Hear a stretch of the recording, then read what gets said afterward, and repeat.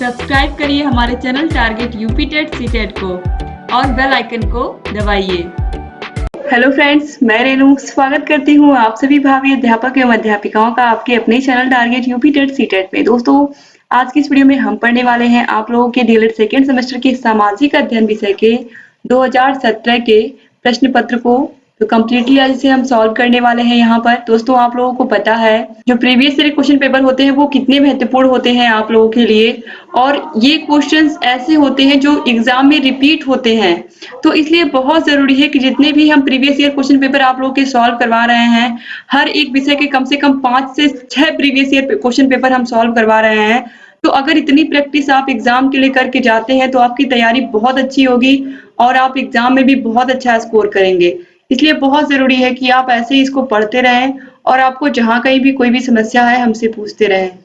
चलिए हम स्टार्ट करते हैं 2017 के क्वेश्चन पेपर को। 2017 में जितने भी क्वेश्चन आए हैं सबको अच्छे से पढ़ते हुए हम सॉल्व करेंगे और ऐसे ही लगातार आप लोगों के लिए मैं वीडियोस लेकर के आती रहूंगी। बस आप ऐसे ही वीडियोस को देखते रहिए, पढ़ते रहिए और आपको जहां कहीं भी कोई भी समस्या है हमसे पूछते रहिए। दोस्तों, आप लोगों के सभी विषयों को मैंने बहुत ही अच्छे से पढ़ाया है। आप लोगों के सेकेंड सेमेस्टर को इतना सुव्यवस्थित तरीके से पढ़ाया है कि हर एक विषय का हैंड रिटेन नोट्स बनवाया है। हर एक विषय के बहुत ही अच्छे से इंपॉर्टेंट क्वेश्चंस करवाए हैं। आप लोग के पवन सीरीज और राजन सीरीज को कंप्लीट करा दिया है। बहुविकल्पी अतिलघुत्तरीय क्वेश्चंस को पढ़ा दिया है। प्रीवियस ईयर क्वेश्चन पेपर्स को हम सॉल्व करवा रहे हैं। तो अगर कोई भी बच्चा इतनी तैयारी करके एग्जाम में जाता है तो वो पूरा फुल कॉन्फिडेंस से जाएगा। जब आपके अंदर कॉन्फिडेंस रहेगा कि हाँ हम अच्छे से पढ़ के जा रहे हैं तो अच्छा करके आएंगे, तो आप एग्जाम में भी बहुत अच्छा स्कोर करेंगे। तो चलिए, ये कॉन्फिडेंस तभी आएगा जब आप प्रीवियस ईयर क्वेश्चन पेपर्स को सॉल्व करेंगे। तो क्वेश्चन नंबर 1 से हम स्टार्ट करेंगे। दोस्तों, अगर अभी तक आपने इस वीडियो को किसी को शेयर नहीं किया अपने फ्रेंड्स को कॉलेज ग्रुप में, तो प्लीज हमारे वीडियोस को शेयर जरूर कर दिया करें, क्योंकि आप ही के भाई बहन, आप ही के फ्रेंड्स आपके साथ हैं और वो लोग भी इन वीडियोस को देखेंगे तो उनका भी बहुत फायदा होगा। तो चलिए स्टार्ट करते हैं हम क्वेश्चन नंबर 1 से। वस्तुनिष्ठ प्रश्न है। आपको पता है कि ये 50 नंबर का पेपर होता है सामाजिक अध्ययन का, तो इसमें 25 नंबर लाना बहुत जरूरी होता है। 25 नंबर ही पासिंग मार्क होता है। और 25 क्यों आप सोचें, आपको सोचना है कि हमें 45, 46 तक पहुंचना है, आपको ये सोचना है 50 नंबर के पेपर में। क्वेश्चन नंबर 1 से हम देखेंगे, महमूद गजनबी ने सोमनाथ के मंदिर पर कब आक्रमण किया था? 1021-22 ईस्वी में, 1023-24 ईस्वी में, 1922 या 23 ईस्वी में, या फिर 1922-23 में, या फिर 1025-1026 में। तो दोस्तों, यहाँ पर ऑप्शन ब और ऑप्शन द इन दोनों में बहुत कंफ्यूजन है, लेकिन महमूद गजनबी ने अपना आक्रमण किया था 1025 में। तो 1025-26 जो है ये बिल्कुल राइट आंसर है। ऑप्शन द बिल्कुल सही है। मैंने आप लोगों को जब पवन सीरीज और राजन सीरीज सॉल्व कराया था उसमें बताया था कि आपकी जो बुक है आप लोगों के सिलेबस में उसमें 1025 दिया हुआ है। 1025 और 1026 ये गलत नहीं है, ये बिल्कुल सही है। तो इसीलिए यहाँ पर ऑप्शन द जो है ये बिल्कुल सही है। क्वेश्चन नंबर 2 है, तराइन के मैदान में मोहम्मद गोरी का किस राजा के साथ युद्ध हुआ था? जयपाल, जयचंद, आनंदपाल या फिर पृथ्वीराज चौहान। तो तराइन का जो युद्ध हुआ था 1191-1192 ईस्वी में, ये हुआ था मोहम्मद गोरी और पृथ्वीराज चौहान के मध्य। तो यहाँ पर ऑप्शन द बिल्कुल सही है। क्वेश्चन नंबर 3 है, गुलाम वंश का प्रथम सुल्तान या गुलाम वंश का संस्थापक कौन था? आपको अच्छे से पता है कि गुलाम वंश का संस्थापक था कुतुबुद्दीन ऐबक।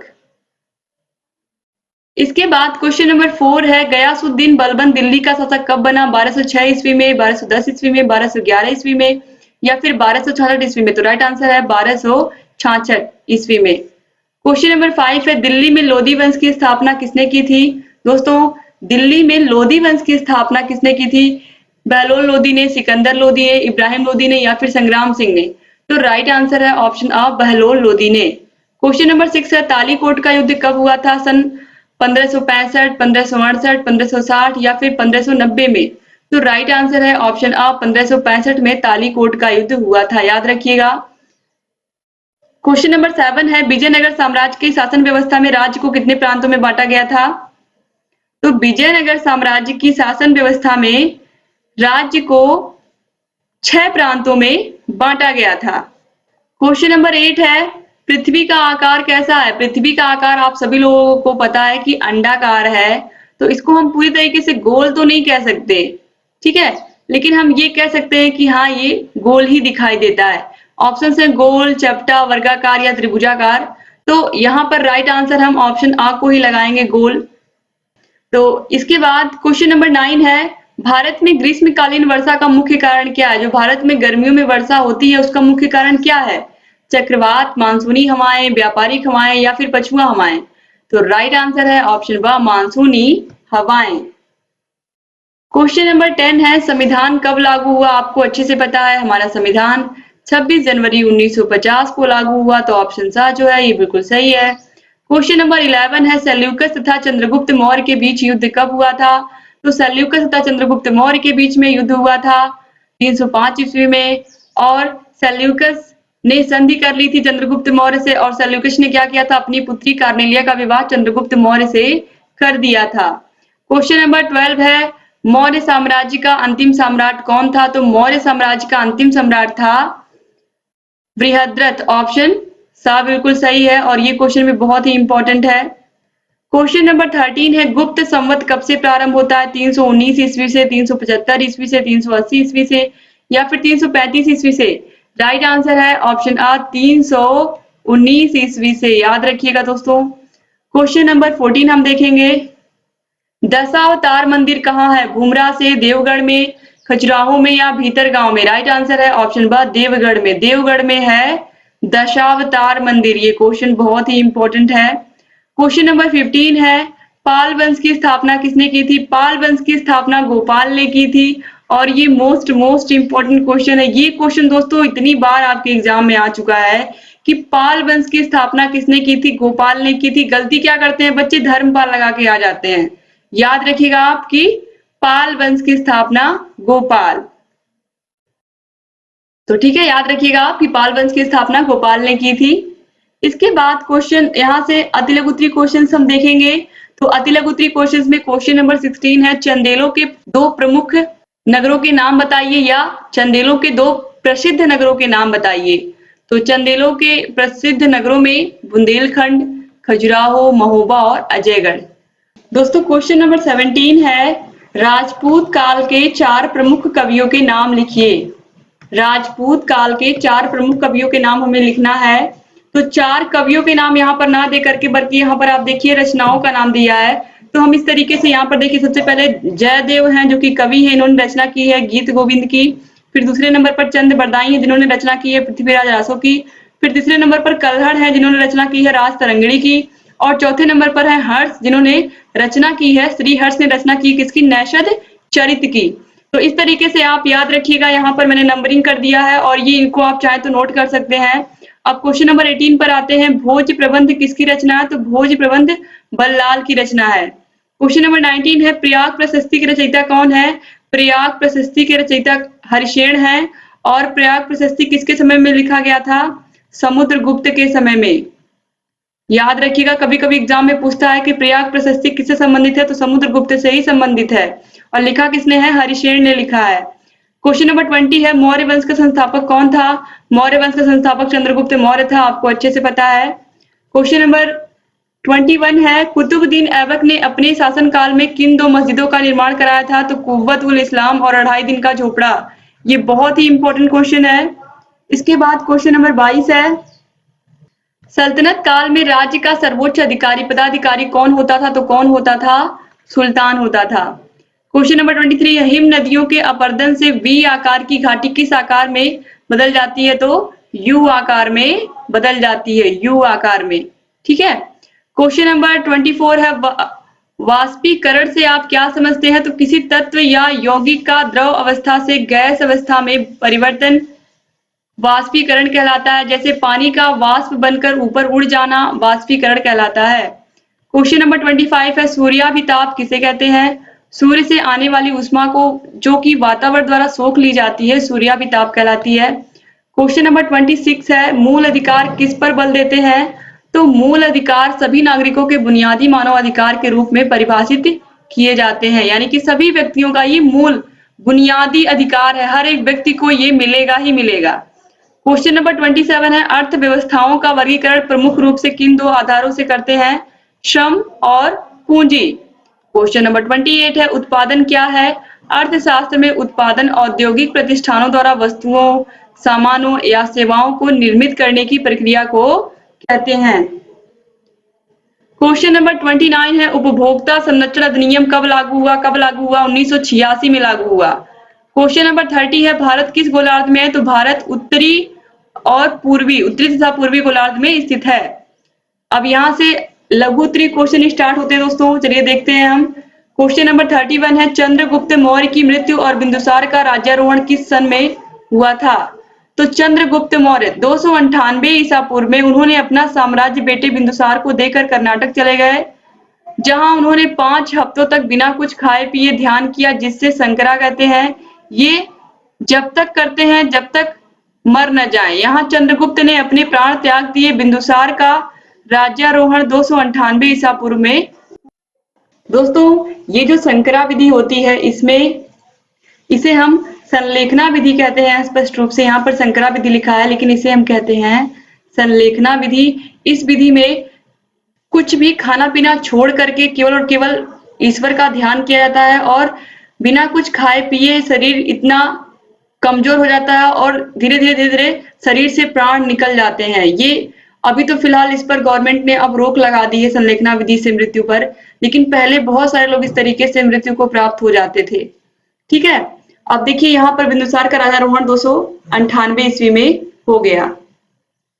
क्वेश्चन नंबर 32 है चंद्रगुप्त विक्रमादित्य के 9 रत्नों में से किन्हीं 4 का नाम लिखिए। तो चंद्रगुप्त विक्रमादित्य के 9 रत्नों में धन्वंतरी, अमर सिंह, शकु, बेताल, भट्ट, कालिदास आदि थे। क्वेश्चन नंबर 33 है विशाख दत्त के द्वारा रचित या लिखित 2 नाटकों का नाम लिखिए। तो मुद्रा राक्षस बहुत ही फेमस रचना है इनकी विशाख दत्त की, और इसके अलावा देवी चंद्रगुप्तम। क्वेश्चन नंबर 34 है राजपूत कालीन पूर्वी भारत के 4 प्रमुख मंदिरों के नाम लिखिए। तो लिंगराज मंदिर, जगन्नाथ मंदिर, सूर्य मंदिर, जैन मंदिर। आज राजस्थान के आबू पर्वत पर जैन मंदिर स्थित है। क्वेश्चन नंबर 35 है भूकंप किसे कहते हैं? भूकंप की तीव्रता मापने के लिए किस यंत्र का प्रयोग करते हैं? तो भूकंप की तीव्रता मापने के लिए हम यहाँ पर आप देखिए किस यंत्र का प्रयोग करते हैं। तो सबसे पहले भूकंप किसे कहते हैं ये हम जानेंगे। जब आंतरिक शक्तियों के कारण पृथ्वी की सतह अचानक कंपित होती है तो उसे हम भूकंप कहते हैं। यानी कि पृथ्वी की आंतरिक गति या पृथ्वी की आंतरिक शक्ति के कारण पृथ्वी की सतह अचानक हिलने लगती है या कंपित होने लगती है, उसे हम क्या कहते हैं? भूकंप कहते हैं। भूकंप को मापने का जो यंत्र है भूकंप मापी यंत्र, इसे हम कहते हैं सिस्मोग्राफ, और इसके मापन की इकाई है रिएक्टर स्केल। यानी कि जिस स्केल पर मापते हैं, जिस पैमाने पर हम मापते हैं वो है रिएक्टर स्केल, और जिस यंत्र से मापते हैं वो है सिस्मोग्राफ। ये बहुत ही इंपॉर्टेंट क्वेश्चन है, मैं कई बार ऑलरेडी आप लोगों को बता चुकी हूँ कि ये क्वेश्चन बहुत इंपॉर्टेंट है। क्वेश्चन नंबर 36 है अपशिष्ट किसे कहते हैं? कारखानों से निकलने वाला या उपभोग करने के पश्चात जो चीजें शेष बचती हैं उन्हें हम अपशिष्ट पदार्थ कहते हैं। क्वेश्चन नंबर 37 है संविधान के निर्माण में कितना समय लगा? यह संविधान सभा द्वारा कब पारित किया गया? दोस्तों संविधान के निर्माण में 2 वर्ष 11 माह 18 दिन का समय लगा। 2 वर्ष 11 माह और 18 दिन का समय लगा था, और ये 26 जनवरी 1950 को पारित हुआ था, ये तो आपको पता ही है। क्वेश्चन नंबर 38 है मौलिक अधिकार किसकी निरंकुशता पर रोक लगाते हैं? तो मौलिक अधिकार सरकार की निरंकुशता पर रोक लगाते हैं। क्वेश्चन नंबर 39 है विकसित अर्थव्यवस्था और विकासशील अर्थव्यवस्था से आप क्या समझते हैं? विकसित अर्थव्यवस्था यह आर्थिक गतिविधियों के विकास का एक बेहतर स्तर का प्रतिनिधित्व करता है। यह हमेशा सापेक्षिक एवं तुलनात्मक संदर्भ में प्रयुक्त होता है क्योंकि इसकी किसी सीमा मानदंड का निर्धारण कठिन होता है। यानी कि इसके किसी भी सीमा का मानदंड का निर्धारण क्या होता है? कठिन होता है। विकसित अर्थव्यवस्था कहलाता है, जैसे कि जापान, यूएसए की अर्थव्यवस्थाएं। अब विकासशील अर्थव्यवस्था क्या होती है? जैसे हमारे देश की अर्थव्यवस्था जो है वो विकासशील है। यह विकास की ओर अग्रसर अर्थव्यवस्था का सूचक है। सभी अर्थव्यवस्था इस श्रेणी में आती हैं, परंतु इसका प्रयोग वैसी अर्थव्यवस्थाओं को सूचित करने के लिए होता है जो पिछड़ी अर्थव्यवस्था से उच्च विकास की ओर प्रयासरत है, जैसे कि भारत, चीन। क्वेश्चन नंबर 40 है भारतीय अर्थव्यवस्था की 3 आधारभूत विशेषताएं लिखिए। तो पहला है भारतीय संविधान ने आर्थिक विकास के लिए समाजवादी प्रणाली को स्वीकार किया है, और भारतीय अर्थव्यवस्था दुनिया की तीसरी बड़ी अर्थव्यवस्था है। और तीसरा है इस अर्थव्यवस्था में सार्वजनिक और निजी दोनों क्षेत्रों को महत्व दिया गया है। तो इस तरीके से दोस्तों यहाँ पर आपके सारे क्वेश्चन कंप्लीट होते हैं। उम्मीद करती हूँ दोस्तों कि ये पूरा जितना मैंने यहाँ पर कंप्लीट कराया सभी क्वेश्चंस आपको बहुत अच्छे लगे होंगे और आपने सभी क्वेश्चंस के आंसर बहुत सही से दिए होंगे। तो दोस्तों ऐसे ही हमारे चैनल से बने रहिए, आपको सभी वीडियोस की ऐसे ही सभी विषयों की आपको ऐसे ही वीडियोस मिलती रहेंगी। और अगर अभी तक आपने हमारे चैनल को सब्सक्राइब नहीं किया तो नीचे आपको लाल कलर का बटन दिख रहा होगा सब्सक्राइब का, प्लीज सब्सक्राइब कर दीजिए। बगल में घंटी का भी निशान होगा, उसको भी प्रेस कर दीजिए ताकि जो भी नई वीडियोस आती हैं हमारी वो सभी का नोटिफिकेशन आप लोग के पास समय से पहुंचे और आप सभी वीडियोस को ऐसे ही देखते रहें। डिस्क्रिप्शन बॉक्स और कमेंट बॉक्स में आपको सभी विषयों की लिंक मिल जाएगी। आप वीडियोस को कभी भी कहीं भी आप अपना कोई भी काम करते समय भी देख सुन सकते हैं। अगर आप केवल वीडियोस को सुनते हैं तो भी आपको बहुत सारे क्वेश्चन याद हो जाते हैं अगर आप हमारे चैनल से पढ़ रहे हैं, क्योंकि हर एक क्वेश्चन को समझा करके अच्छे से पढ़ाना यही हमारी जिम्मेदारी है ताकि आप लोग भी अच्छे से उन क्वेश्चंस का आंसर याद रखें। और जब आप समझ करके उसको पढ़ेंगे उस क्वेश्चन का आंसर तो आपको वो चीजें भूलेंगी नहीं। तो बहुत जरूरी है दोस्तों कि आप लोग ऐसे ही हमारे चैनल से बने रहिए, आपको लगातार ऐसी अच्छी वीडियोस हम लेकर के आते रहेंगे आप लोग के लिए। वीडियो को लाइक जरूर करके जाइएगा और अपने अच्छे प्यारे प्यारे कमेंट जरूर छोड़ करके जाइएगा। ऐसे ही दोस्तों बने रहिए, लगातार आप लोग को वीडियोस मिलती रहेंगी और लगातार ऐसे ही हम मेहनत करते रहेंगे आप लोग के लिए। तो वीडियो पूरा देखने के लिए एक बार फिर से आप सभी का बहुत बहुत धन्यवाद। मिलते हैं नेक्स्ट वीडियो में, तब तक अपना ख्याल रखिएगा, अपने परिवार का ख्याल रखिएगा और ऐसे ही हमारे चैनल से बने रहिएगा।